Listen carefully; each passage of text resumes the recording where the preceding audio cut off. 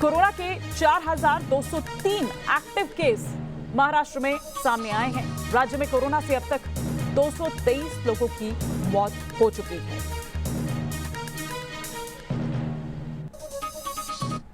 तो ये virus corona पूरी दुनिया में दहशत फैला रहा है। हिंदुस्तान में कोरोना के मामले लगातार बढ़ रहे हैं, लेकिन चिंता इस बात की है कि देश में कोरोना वायरस ने अब अपनी चाल बदल दी है।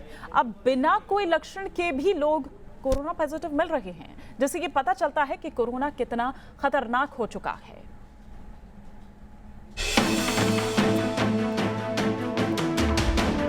हिंदुस्तान में कोरोना ने बदली चाल। देश में कोरोना का अदृश्य वार।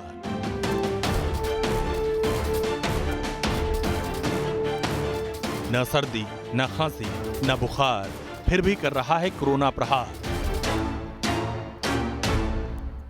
हिंदुस्तान में कोरोना के मरीज तेजी से बढ़ रहे हैं और ये वो मरीज हैं जिनके भीतर कोरोना के संक्रमण के लक्षण दिखने लगे थे।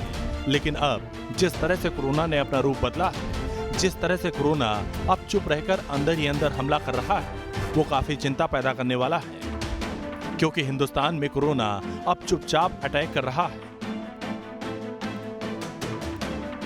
राजधानी दिल्ली में ऐसे मामले सामने आए हैं जिनमें कोरोना का कोई लक्षण नहीं दिख रहा था, फिर भी टेस्ट में वे पॉजिटिव आए।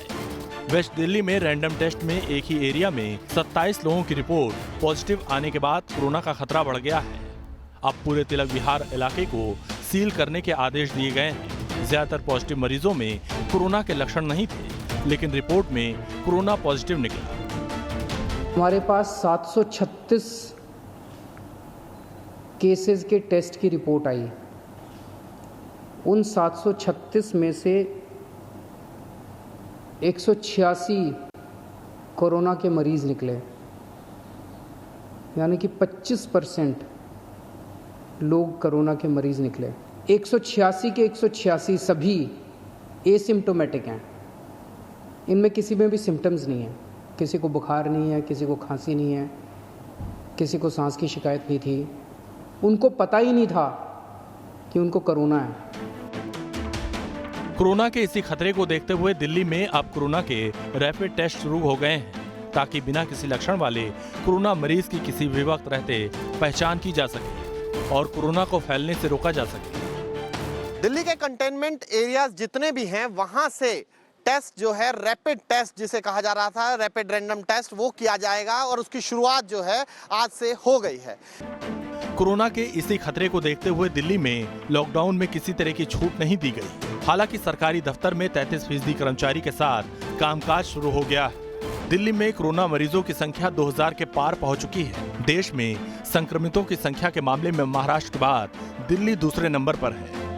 लेकिन अगर कोरोना इसी तरीके से बिना लक्षण उजागर किए अटैक करेगा, तो समझ सकते हैं कि हालात किस कदर विकराल हो सकते हैं। Team news nation.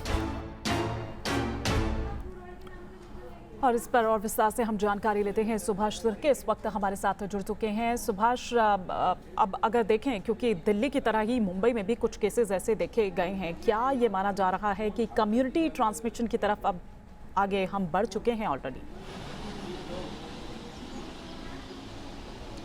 देखिए, जो एनालिसिस कल दिया है राज्य सरकार ने कि उन्होंने महाराष्ट्र के कुल 4,666 जो मरीज़ है कोरोना वायरस के जो पॉजिटिव पाए गए, उनमें से आधे से ज़्यादा मरीज़ों की उन्होंने उनका जो टेस्ट है वो एनालाइज किया, तो उसमें ये पाया गया कि 81% जो मरीज़ है उन पर कोई लक्षण नहीं है कोरोना के, यानी वो असिम्प्टोमेटिक है, और सिर्फ 17% लोगों में सिम्टम्स पाए गए। 2% लोगों की उसमें मौत हुई है। तो ये जो असिम्प्टोमेटिक केसेस हैं वो लगातार बढ़ते हुए नज़र आ रहे हैं। आपके आजू बाजू में जो भी आदमी घूम रहा है या आपसे संपर्क कर रहा है, उसको नहीं पता कि वो कोरोना का मरीज़ है या नहीं है, जब तक उसका टेस्ट नहीं हो पाता। और इसलिए महाराष्ट्र सरकार है वो ज़्यादा से ज़्यादा टेस्ट कर रही है। अब तक 71,000 टेस्ट किए जा चुके हैं और लगभग मैं आपको बताऊं कि 21,85,000 लोग जो है वो अलग अलग कंटेनमेंट जोन में रह रहे हैं। और ऐसे में मुंबई में सबसे ज़्यादा 721 के से ज़्यादा कंटेनमेंट जोन बनाए गए, जिसमें धारावी सबसे बड़ा कंटेनमेंट जोन है जिसमें 170 से ज़्यादा पेशेंट्स पाए गए हैं। तो ऐसे में सरकार के पास टेस्ट करने के अलावा और कोई चारा नहीं है। लेकिन और उन जो भी टेस्टिंग को टेस्ट बढ़ाने की भी तो जरूरत है सुभाष, रोगी क्योंकि पाए जाते ऐसे हैं में जब यहाँ पर पॉजिटिव, पता ही नहीं चल पा रहा है और अब ज्यादातर वही केसेस देखे जा रहे हैं कि जिनमें लक्षण कोई ऐसे देखे नहीं गए हैं लेकिन वो पॉजिटिव पाए जा रहे हैं और ये कम्युनिटी स्प्रेडिंग की तरफ इशारा कर रहे हैं, तो ऐसे में जरूरत ये है कि रैंडम टेस्ट किया जाए, टेस्टिंग जो है वो बढ़ाई जाए।